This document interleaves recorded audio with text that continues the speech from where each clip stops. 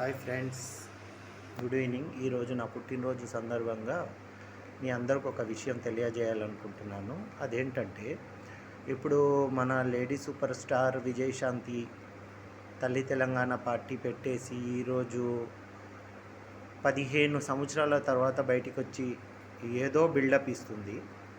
తను అసలు ఒక విషయం అడుగుతున్నాను, రాములమ్మను ఇవన్నీ చేసేసి లాబింగ్ చేసేసి 20 కోట్ల రూపాయలు కార్గేకి ఇచ్చేసి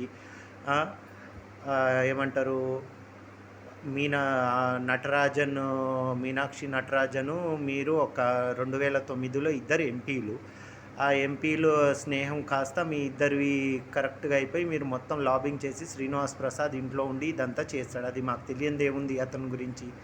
ఏదో పెద్ద బిల్డప్ ఇచ్చేసి నేను అదే పీకేశాను, పొడిసేశాను, అది చేశాను, ఇది ఏం చేసావు తెలంగాణ కోసం? ఒక్కసారి జైలుకి వెళ్ళావా? లేదనంటే కేసీఆర్ లాగా ఏమన్నా మీరు నిరాహార దీక్ష చేశారా? ఏం చేశారు? ఏం చెయ్యలేదు.